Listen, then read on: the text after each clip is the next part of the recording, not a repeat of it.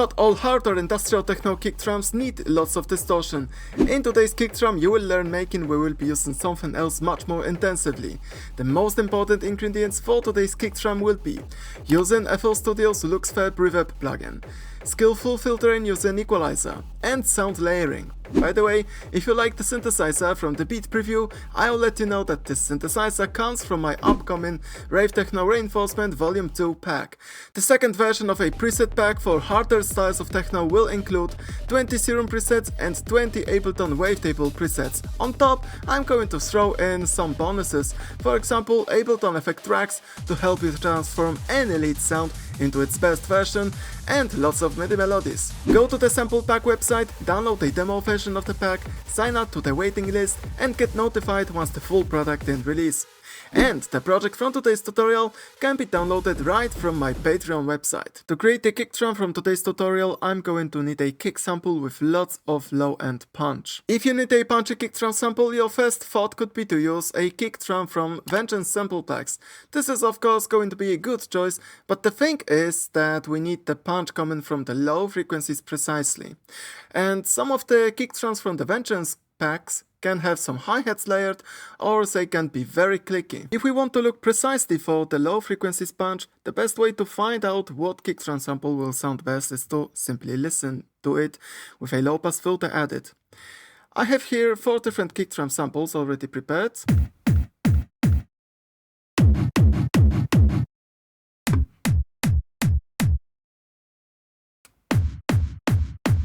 So let's open the mixer, assign each kick drum to the same channel, and add an equalizer with a low pass filter.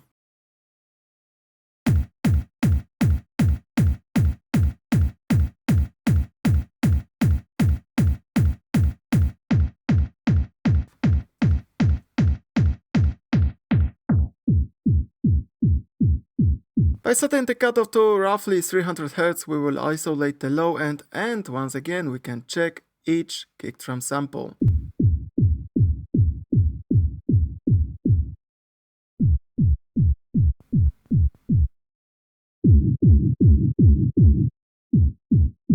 And in that way it's much easier to find a sample with punchy low end.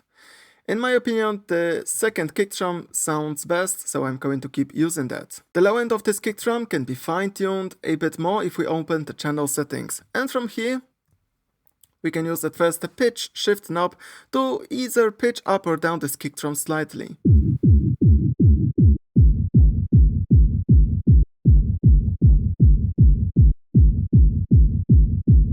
If I want to stretch the sample a bit to change its duration without affecting the pitch, use the time stretch multiplicator knob.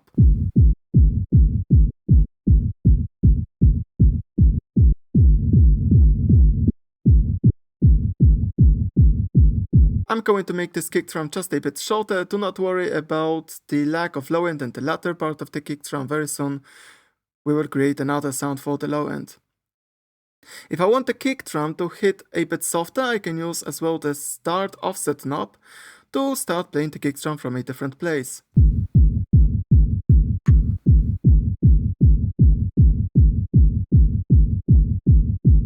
Sometimes by accident, either by playing around with different time stretching modes or by using these knobs, you can turn up a bit the time stretch knob. This is going to make the kick drum already sound very bad. So before we go any further, please make sure that this is turned all the way down to 0. A minute ago I've said I will be interested in making another sound to fill the beat with low end, so this kick drum should be much shorter. After all, I wouldn't like to later overlap the low frequencies from this kick drum sample with the low end coming from the other bass sound. We are using this kick drum at first to get only its low frequencies punch, so any sort of tail that we see here is not useful. So let's open the second tab and use the volume envelope that we have to turn on and adjust. At first, probably the kick drum is going to sound way softer, way weaker, because of the attack knob that we have to turn down. And after that, the kick drum lengths will be adjusted by using both hold and decay controls.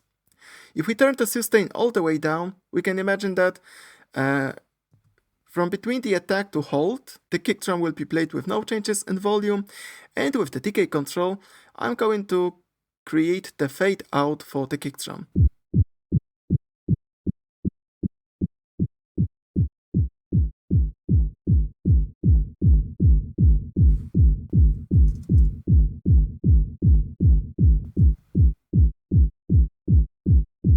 And now I will be interested in returning to the low pass filter to adjust it more accurately.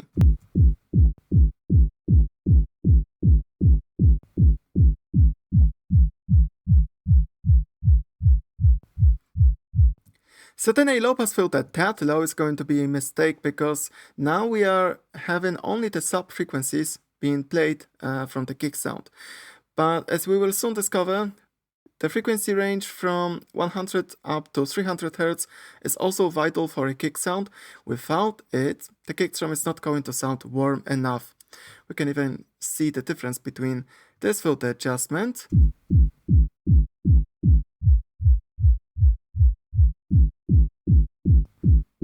and the adjustment where that cut-off frequency is a bit higher. In practice, I would like to set it to around 200 Hz to keep both the low end and the punch with warmth.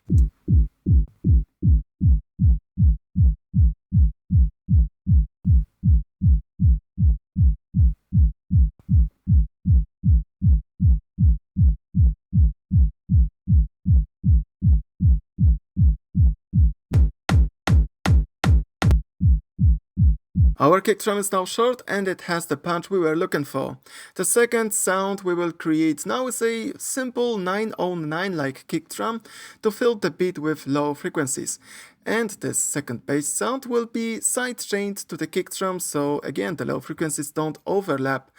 To create the second bassline sound, even a simple plugin like Fruity Kick will be enough for our purpose. So let's create a new channel, and inside of the drum category we will find the Fruity Kick sound. I mean the effect. I mean the plugin. Okay, starting from the left to the right. The left section is going to control the pitch for the sine wave from which the kick drum is generated. If we were to look at the kick drum using the Vox&Co span, you can see that the sine wave starts to play at first with a high pitch and then drops after some time to the lower one. So that high pitch is adjusted with the max knob,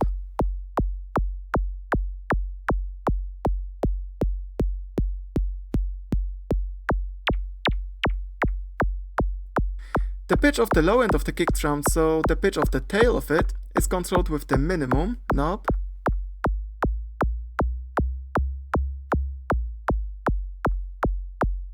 And the time the sine wave needs to travel from the maximum to minimum pitch is set with the pitch decay knob.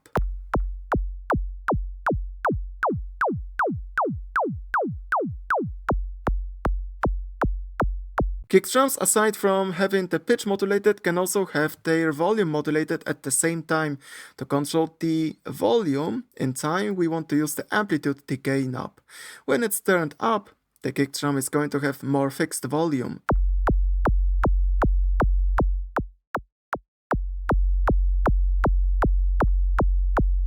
Because we want our kick drum to have the low frequencies throughout the whole beat length, we will keep this on a higher side. There is an additional control that can add a slight click to the kick sound.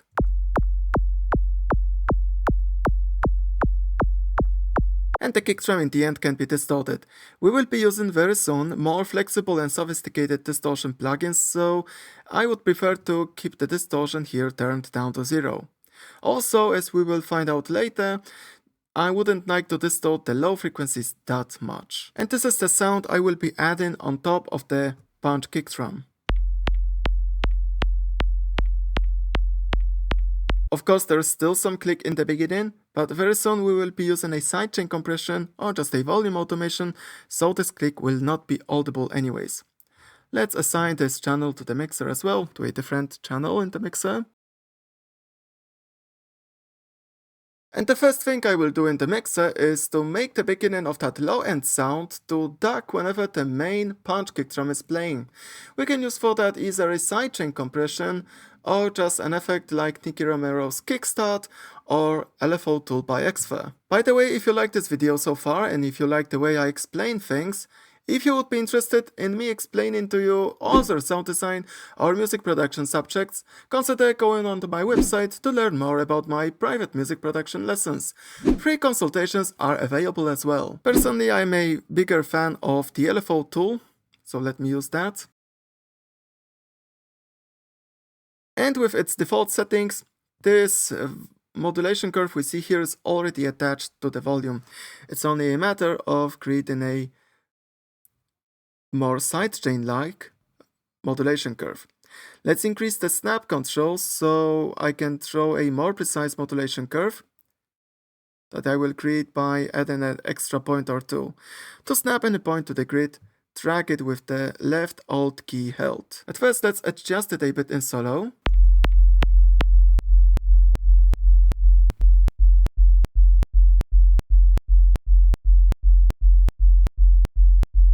And right now we can hear another quite annoying click at the very end of the kick drum. To get rid of that small click, I need to yet create a small fade out here.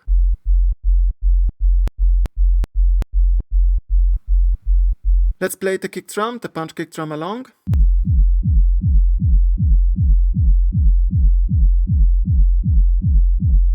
And we can hear how both sounds have their own space in the mix.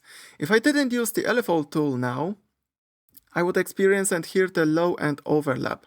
So the low frequencies from both low end and kick punch sound would try to fight together for the same space. This is simply going to result in a kick drum being much less punchy in the low end.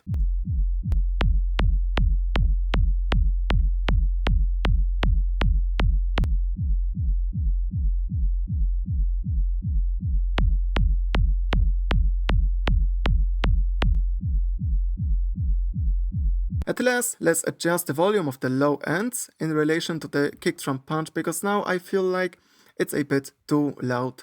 I can use the fruity balance with the volume knob.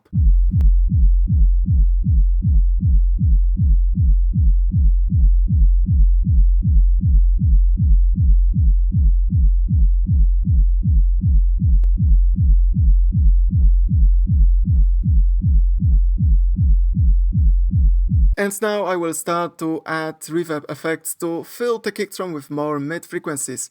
The low end is already full enough, but we need to build up other kick drum sounds on top to create a full sounding kick in the end. I'm going to use the LuxeVerb reverb from FL Studio. In theory, we want to get from the reverb more lower mid frequencies, so it would make sense to use the reverb only on the punch kick drum here, as this sound is going to have a bit more mids than the low end sound. So this will be also a moment where we will start to make the mixer routing a bit more complicated.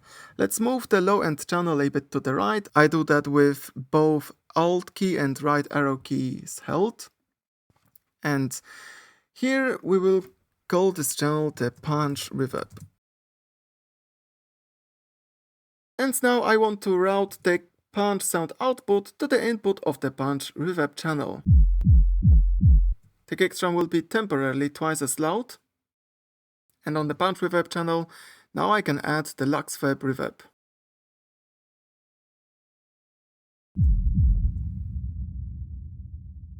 At first glance, this plugin can seem very complicated and daunting. Fortunately, we will start making this plugin look simpler by turning off or maybe hiding the envelope section. The envelope section on the bottom is used to control either the volume of the reverb or its length, as if we wanted to, for example, use a sidechain compression on the reverb. Since this will be for now useless, we can wrap it up. And the next thing we can turn off or hide away is the feedback section.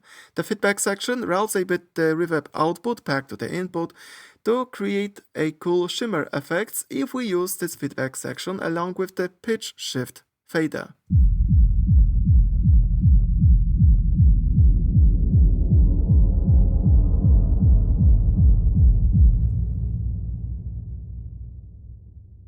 While this feedback section could be great for ambient sounds or pad sounds, in the kick drum this is not going to be useful.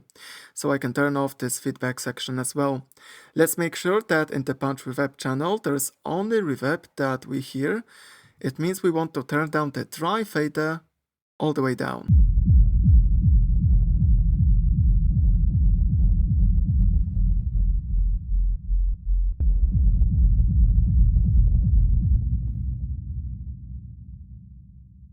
Now I can start adjusting the LuxeVerb plugin. We can start with the width of the reverb. In theory, when we are using a reverb on sounds, let it be a synthesizer sound, the reverb is supposed to make the sound huge. So that's why reverb sounds on average by default are very wide and stereo filled. In case of the kick drums, it will be better if the reverb is going to be more narrow. This is going to give a more solid feel to our kick drum. This doesn't seem intuitive, so let's see a quick example of that. Let's compare a narrow reverb to a wide one.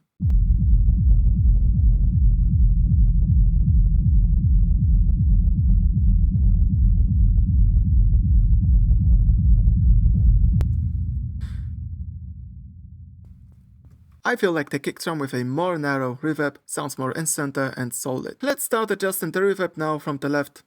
At first I can drive the kick drum harder towards the LuxeVerb plugin. Mostly it's just going to affect the volume and not the reverb sound itself.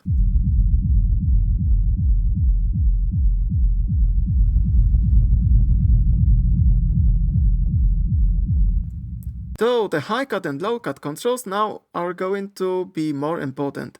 They are going to respectively cut low and high frequencies out of the kick sound before it gets reverbed. With that I can make a reverb already sound darker, which is something that I will be interested in doing. And also I could make a reverb lighter by applying some low cut as well.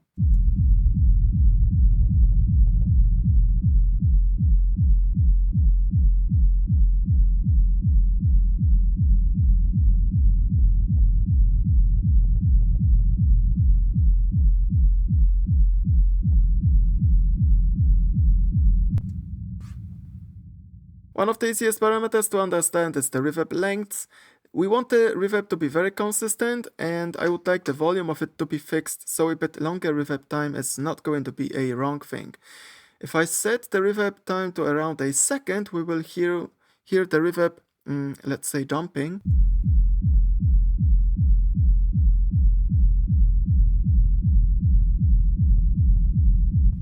Even if you can't hear it, maybe you can see it on the small oscilloscope here.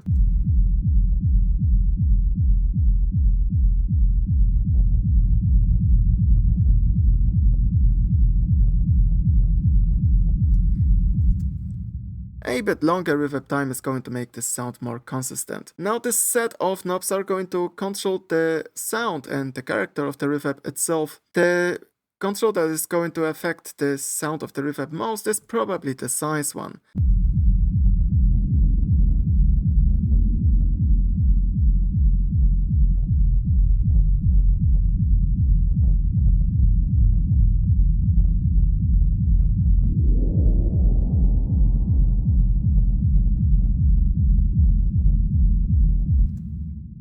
Since we are using a reverb on a sound that has mostly the low frequencies, it's difficult to hear the difference between various size controls, but on average, smaller size gives a reverb sound that is more, again, centered and maybe resonating a bit more, while larger size values create a very smooth reverb sound. When it comes to making a reverb more solid or precise, we can also turn off these two controls that modulate the reverb in time.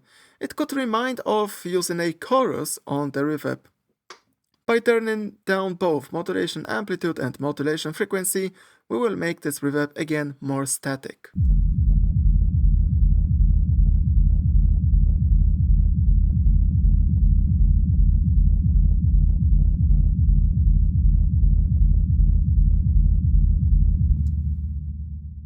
Minor adjustments to the reverb can be also added with the brightness knob. That usually makes a reverb a bit darker, but again, since we are using a reverb on a sound with low frequencies, this will not change much in the sound. And the character knob can be also used to alter the sound of the reverb a bit.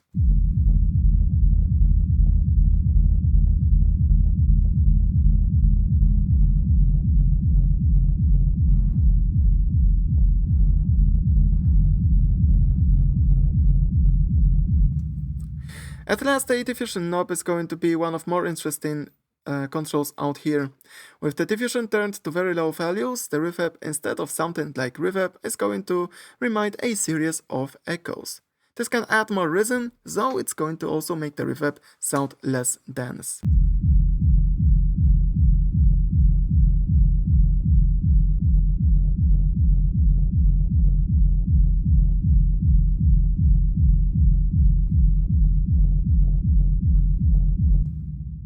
Of course, we would like the pre-delay to stay at 0 milliseconds. The pre-delay is a parameter that allows you to shift and time the reverb, so the reverb appears a bit later than the kick drum. We want the reverb to be audible throughout the whole kick drum length, so using anything but 0 milliseconds will be pointless. The far right section has 3 controls to equalize the reverb a bit more, but soon we will be using a 3D parametric EQ on this reverb sound, so it's useless for me to use these 3 knobs now. Let me adjust this plugin to show you how does the reverb is going to sound like in the end.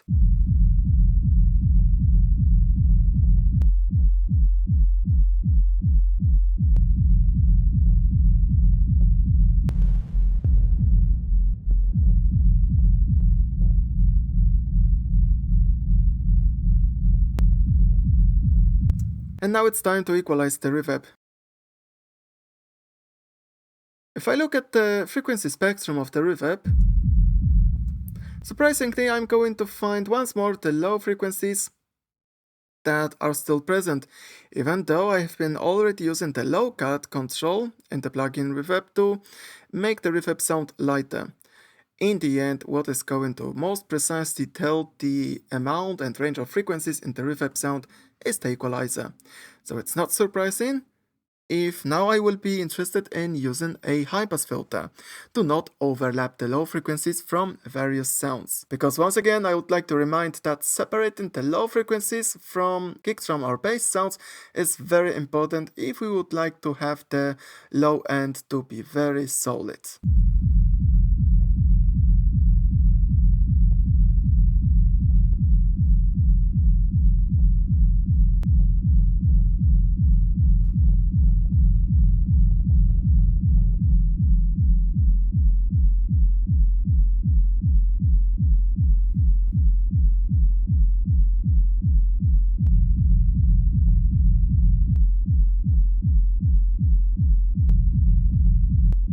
And what happens? We have cut most of the reverb signal, so after using a high-pass filter, the reverb is incredibly quiet.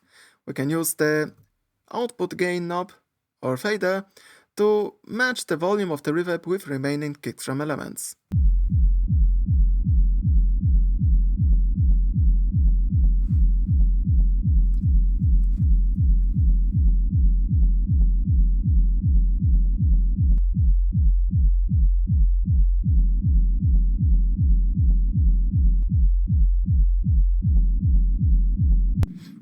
And for me, the reverb is supposed to fill the kick drum sound in that way, so you can hear now that even though the reverb is quite loud, the low end still sounds solid, mostly because of that high-pass filter. Now it's time for us to create another kick drum element. This kick sound will finally have more high and mid frequencies.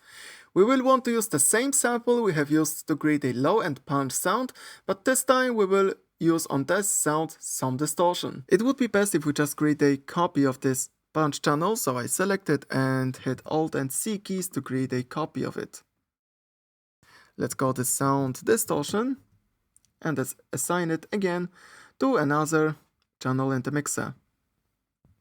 There will be a few things that I will have to do with this kick drum. We will use 3 different effects. At first I'm going to adjust them roughly, and then we are going to work with these plugins more extensively. At first, I wanted to use some distortion, so for that I'm gonna use a iZotope Trash 2. Let's make sure that the input volume is loud enough. In theory it's best when the volume reaches the yellow area in the mixer. So let's add a few decibels and let's subtract also the same amount of decibels in the output. Roughly what we will be interested in is using distortion curves from the first category. For example, the busted one is going to sound interesting. And before I adjust the distortion more precisely, I need to do two more things before I can play this kick drum along with other kick elements. At first, once again, we will have to remove any low end from the kick drum. I can quickly bring another 30 EQ and use a high pass filter.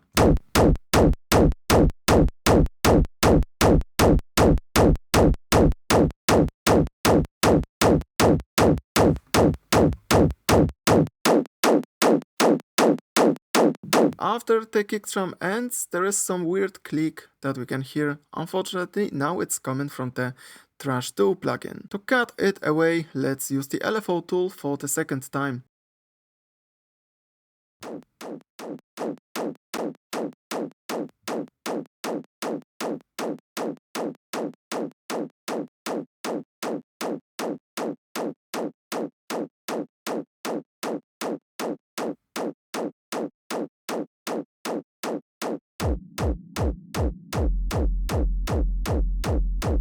And at first, let's focus on the sound of the distortion. We will want to return to the iZotope Trash 2 to adjust this plugin more accurately. The most important choice that is going to change the kick drum sound is, again, the distortion curve. I started out with the busted, but I encourage you to try other distortion settings.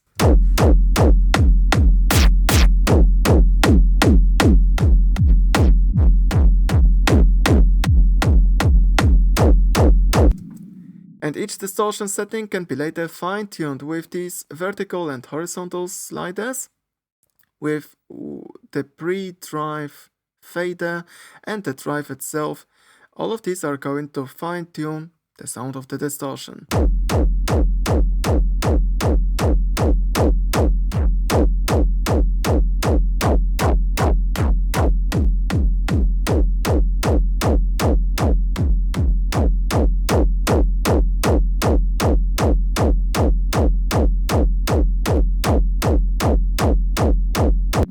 Just play around with the settings until you find something interesting. And if you will still want to experiment a bit more, one more tip I can give you is to try using a high pass filter with lots of filter resonance in the first filter section.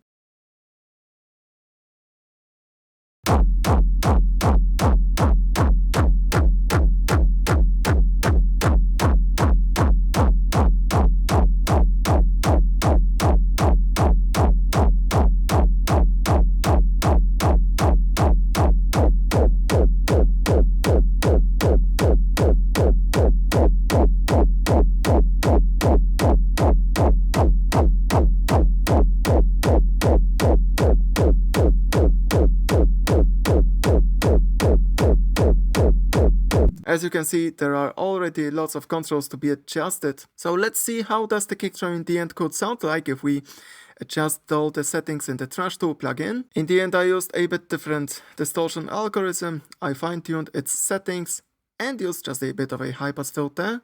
So the kick drum, the distorted kick drum, sounds like this.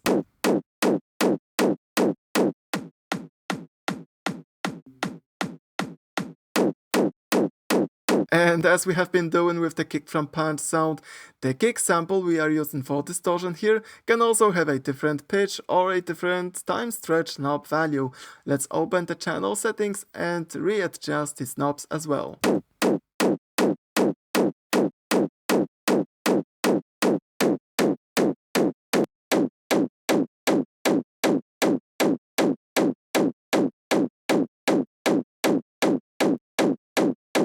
I think I would like to make the sound a bit shorter, so let me move on to the LFO tool I used in the beginning to push a bit this modulation curve to the right.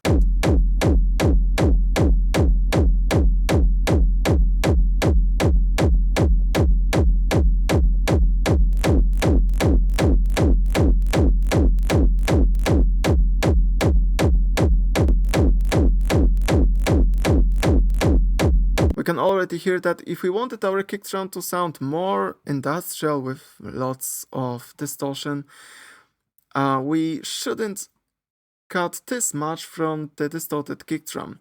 But today I'm remaking the kick drum from a different track where the transient of the kick drum was that short, So that's why these settings here are going to make sense. The sound of the distortion, the length of the kick drum is already adjusted. The last thing to control, to fine tune, is the equalization. At first I will increase the cutoff frequency for this high pass filter, to make this kick drum even lighter, but also we want to get rid of the high frequencies from this kick drum element, so we will be using a low pass filter as well.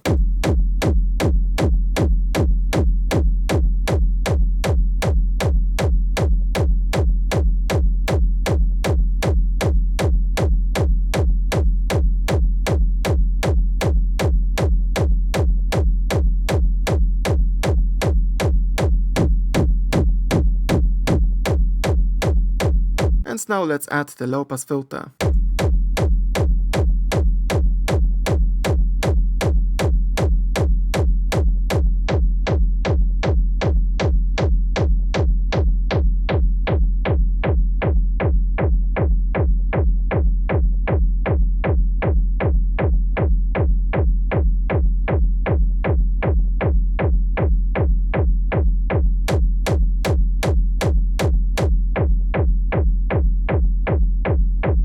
The transient sounds cool, so the kick drum in the beginning is going to be solid. Now to make the remaining part of the kick drum solid, we will need to use a reverb for the second time. It's the transient kick drum to which I will add the reverb, the LuxeVerb, for the second time. Similarly, as we have been doing with the punch sounds, the output of the distorted kick drum has to be routed to another channel in the mixer. And on that channel, to make things easier, I'm going to add the same reverb I have added before in the punch reverb sound. To copy a preset, I want to hover over the Save Preset As option and drag this to the channel I'm interested in using the reverb.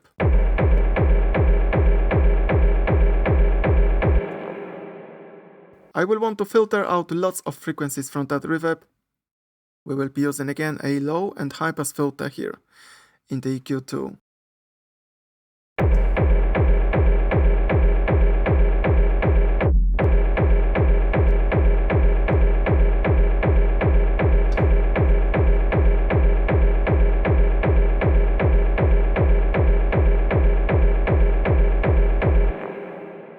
And now let's add a low pass filter.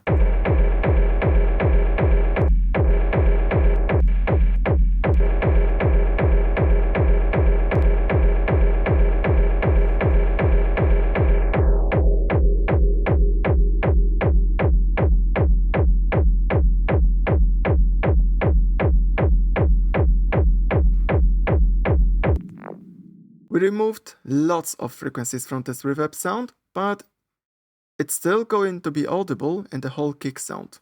Let's play the kick drum and turn on and off this second reverb sound.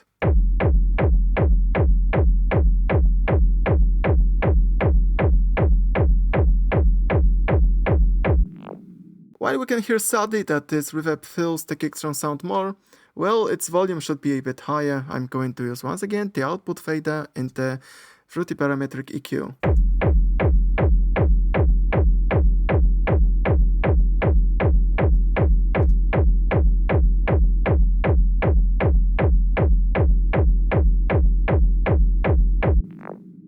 Now it's time to use the reverb for the third time. But now I want to use the reverb on the whole kick sound. It means that we want to group all these 5 channels together inside of a single channel in the mixer and add a reverb there. To be more precise, I would like to have 2 mixer channels for the whole kick sound. Let me select these 5 channels and move them a bit to the left. And maybe, as you can see from a small help I'm having on the far right of the mixer, we will indeed create the first group that will have all of these 5 sounds inside. We will create a second channel in the exact same way, and here we will be processing the sample in one way, and here we will be using the LuxeVerb reverb for the third time.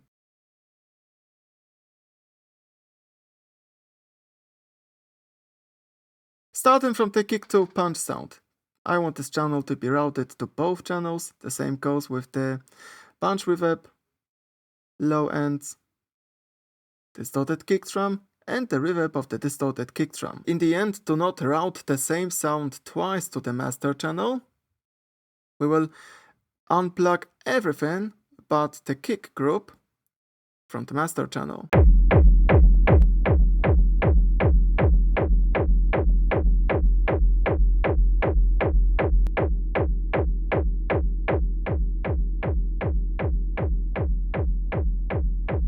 In the end, when we will be using the final processing chain on the whole kick drum group, I would like to include the reverb from here inside of that group too. This mixer routing is a bit complicated, so let me show you once again how each channel in the mixer is routed. And we can move on to using a reverb for the third time, this time on the whole kick drum group. I'm not going to explain for the second time what does each control in the LuxeVerb plugin do, but still the feedback section will be something I will be not interested in using. Let me at first show you what does the reverb is going to sound like after adjusting the blue section, and later we will use the envelope section on the bottom.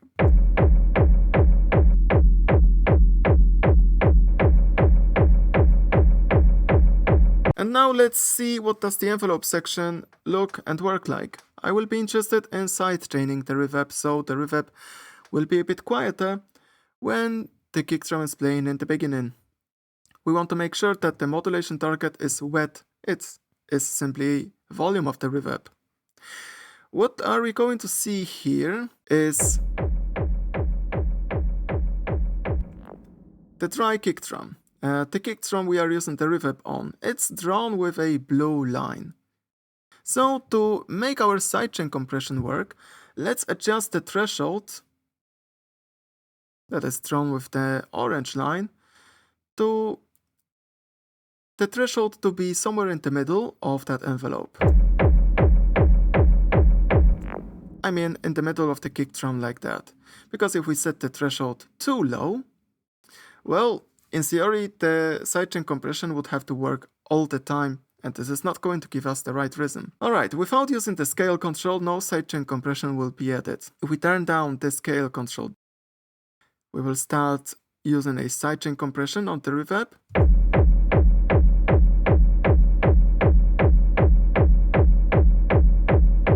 And if I turn the scale up, probably I'm going to emphasize the reverb more in the beginning of the kick drum, giving us a totally opposite effect. I will be adjusting the sidechain compression with the kick drum playing along, but let's stay with the reverb being played in solo. The amount of the sidechain compression can be adjusted with the threshold.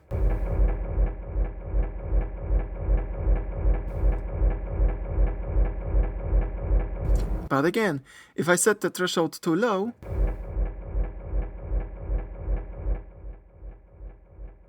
you can see that the rhythm we have here in the yellow line is much smaller than the rhythm we were having when the threshold was somewhere in the middle. Really observe the window because it's going to be very helpful.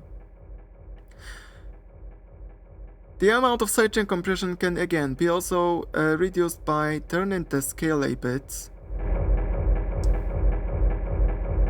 And what about the rhythm of the sidechain? We can use either the attack, decay controls,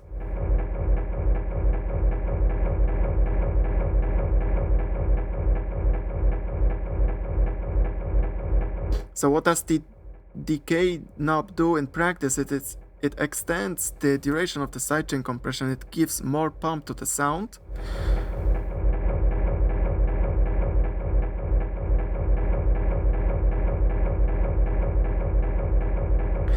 But the attack control is going to probably delay the moment from which the sidechain compression gets applied. In other words, we are delaying the moment where the reverb starts to get quieter. Because we want the reverb to be quieter whenever the kick drum is playing, the transient of the kick drum is playing, we will keep the attack on its shorter side. To smooth out a bit the modulation curve, we can also use the smooth knob.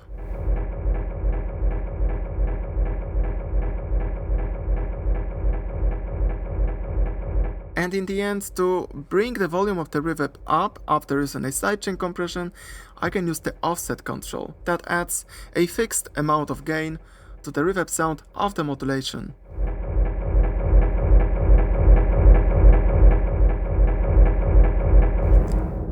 So far the sidechain reverb sounds like that. I want to fine-tune now this envelope section.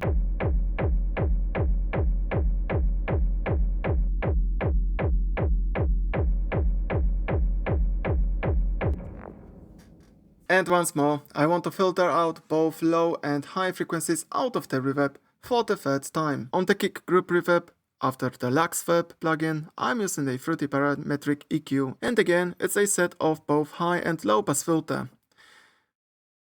I've also readjusted the volume of the reverb using the output gain knob. Let's just hear what does the reverb sounds like after filtering.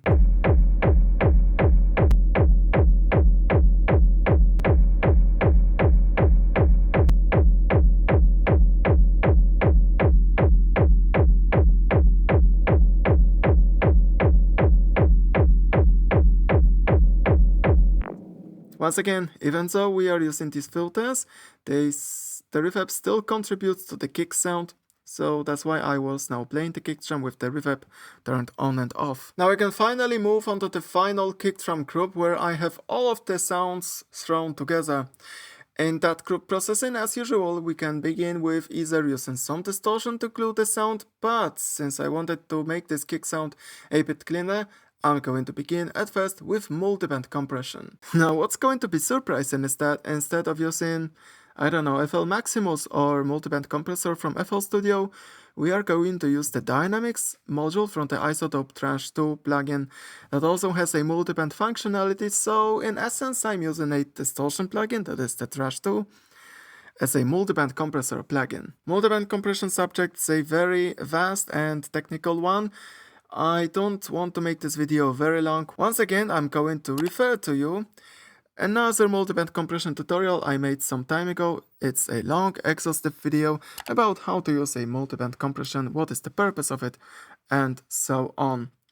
And now I can only say that the reason for why I was using the dynamics module in Trash 2 instead of some other multiband compression plugin is that inside of the Trash 2, I have the auto gain switch that compensates automatically the volume levels of the frequency ranges after using a compressor. So there's no need for me to measure the loudness and to adjust the output knob manually. Adjusting the attack and release times is now much faster and more convenient. Let's see what does the multiband compression will sound like on this kick drum. Once again, we are using the multiband compression here to glue the kick a bit more. Probably what you will hear now after using this multiband compressor is that the reverb is a bit more upfront and it's more present in the kick.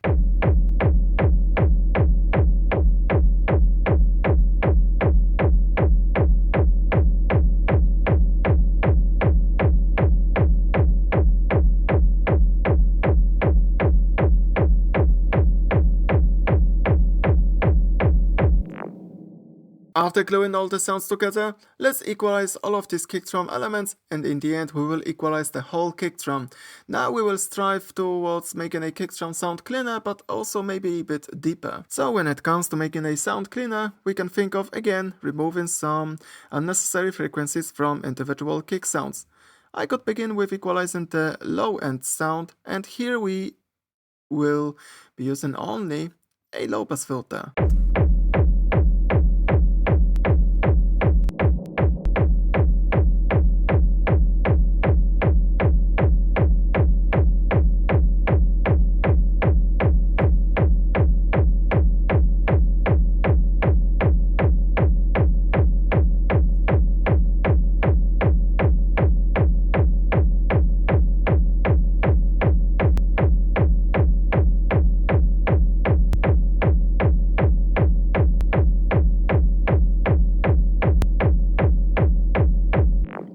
So even though the low end sound was already just a sine wave with a slight pitch modulation, I just wanted to be sure that there are no higher or mid frequencies in this sound. and we could see a bit of them in the frequency spectrum before I use the EQ. The second sound I will equalize is the punch sound for low end.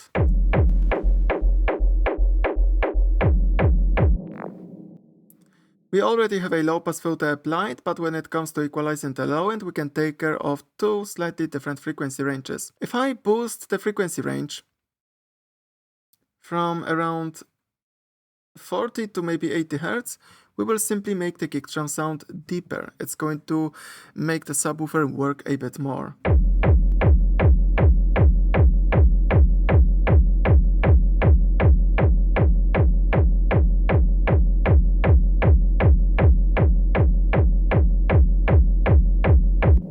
So this contributes to a kick drum being a bit more deep.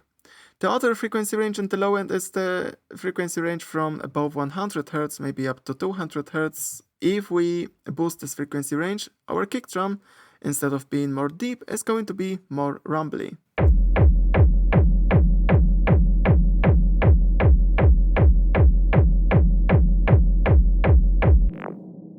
I am interested in a bit cleaner kick sound, so I would like this punch element to be less rumbly.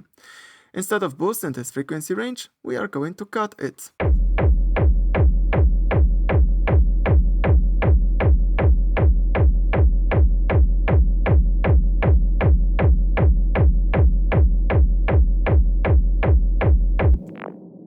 And in the end, after fine-tuning the equalizer settings, the punch kick drum is equalized in that way. The punch reverb sound will also get its own low-pass filter once again to make the kick drum a bit cleaner. So we could say that if we use a low-pass filter, the kick drum could sound a bit more empty because we are removing the mid-frequencies that we were adding with the reverb. But it's all about the balance. When I was mixing each kick drum element, I thought it's going to be better if we use a low-pass filter on this punch reverb sound.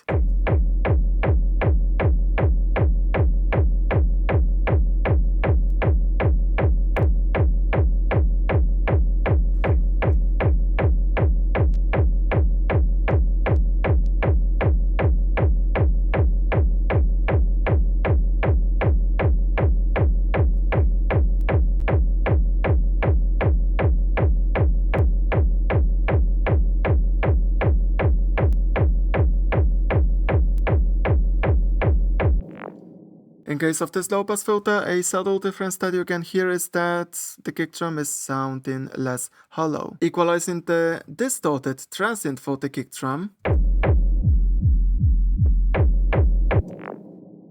is going to be probably most interesting. At first, in the kick drum, in the beginning of the kick drum, I would have a bit more mid-frequencies because this is what gives the kick drum in the beginning a bit more power. So on the other hand, the mid-frequencies in the tail of the kick drum in the reverb sounds were making the kick drum sound hollow. That's why now when I'm equalizing this distorted part of the kick, I can play around with boosting some lower mids here, in the range from 400 up to 600 Hz.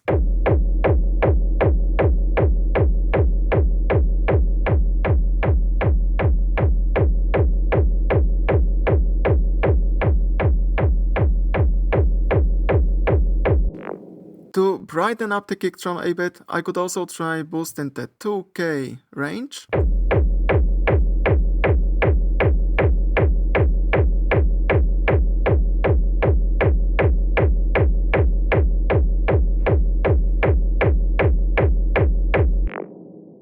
And in that way we have boosted two different frequency ranges for a different purpose. Here the kick drum is more powerful, we have more mids, and here the kick drum is brighter.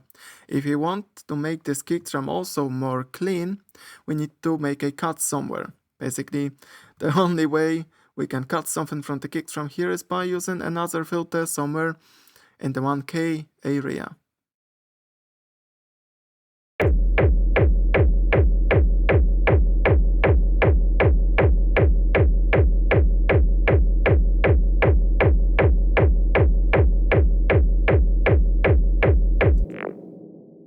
In the end, the distorted part of the kick drum has been equalized just like that. The punch reverb sound, as well as the distorted reverb, are so heavily filtered that there's nothing to equalize here. So the last place where we could use an equalizer is the kick drum itself, the whole kick drum group. We want to use this equalizer preferably after the iZotope trash too. Oh, I'm sorry, that's my mistake. I forgot about the whole kick drum reverb. That could be also equalized a bit, since here we didn't use the low and high pass filters so extensively. But here the only thing we could do is to make a small cut in the mid-range to again make this reverb a bit cleaner as well.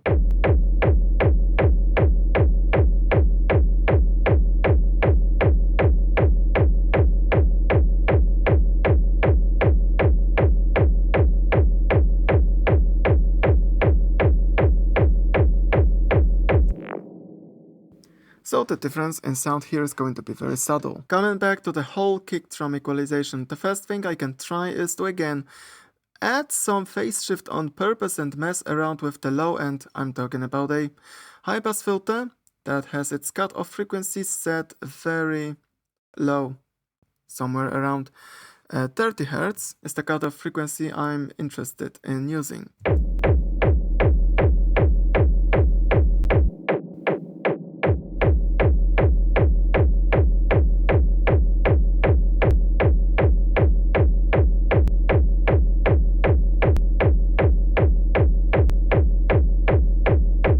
By using a high-pass filter like that, we not only remove the lowest frequencies that we probably will want here anyways, but also we are adding some phase shift to some of the lower frequencies.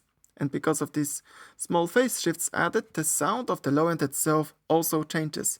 Sometimes this change can be better, and sometimes the kick can sound worse after using a high-pass filter like that. So that's not something you want to use always. The second thing in the equalizer here could be to brighten this kick more. After all, we have been using a lot of low-pass filters, so in the end I could try to compensate for that a bit by using a high shelf filter.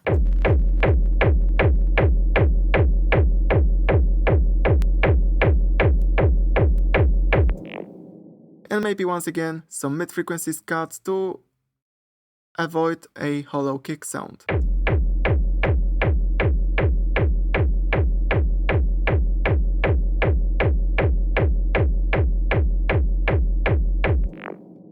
Let me show you now how I equalized this whole kick drum in the end.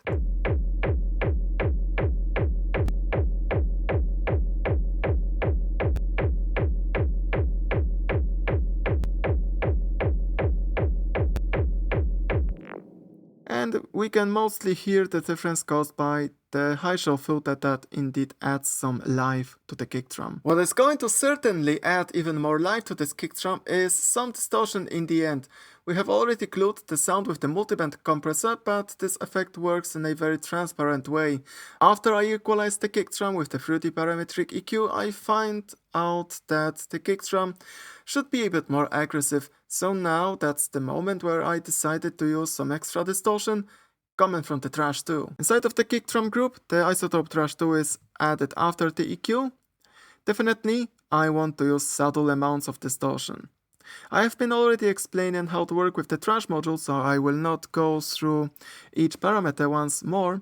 But what you can see is that in the end I used the mix knob to blend the distortion itself with the kick drum. I did use the mix knob, so the distortion coming from this plugin is not that obvious. I want to slightly enhance the sound.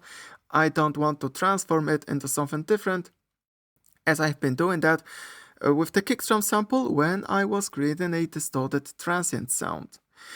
That's why also you can see the drive and pre-gain faders turned down once more to add less distortion to the kick drum.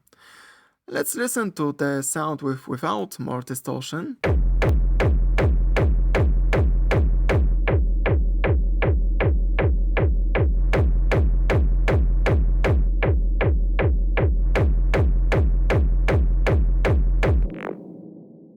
Of course, now in the tail of the kick drum, I am hearing some noise and crackle, but that's because of the distortion settings I applied.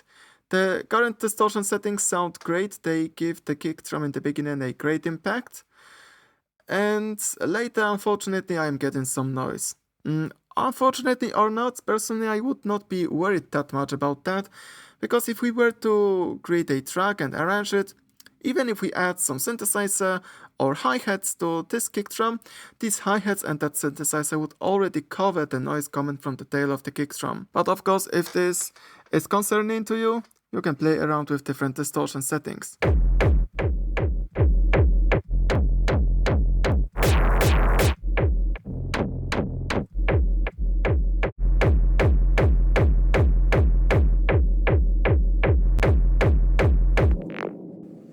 And now in the very end, if we looked at this kick drum through the oscilloscope,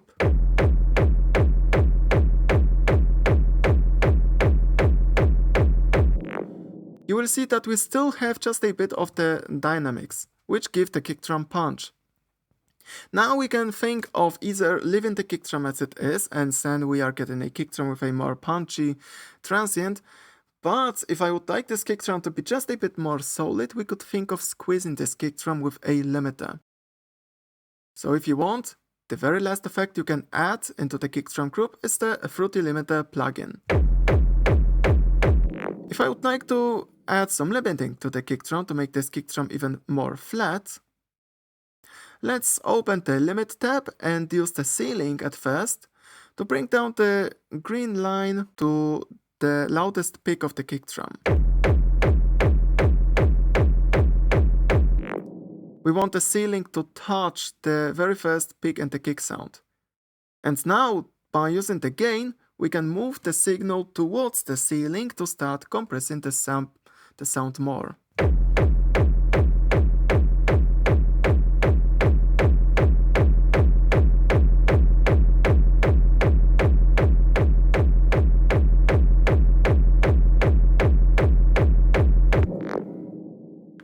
On the bottom you can see how does the volume of the kick drum change. This is drawn with a white line, and here on the oscilloscope you can see that now the dynamics from the transients are gone. Let's turn on and off the Fruity Limiter to see what difference in the sound it's going to bring.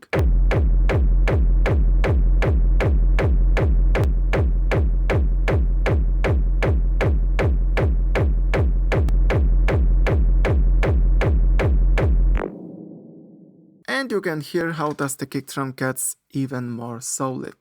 In the end I adjusted the Fruity Limiter in that way with this amount of gain and ceiling. Now this kick drum is for me finished.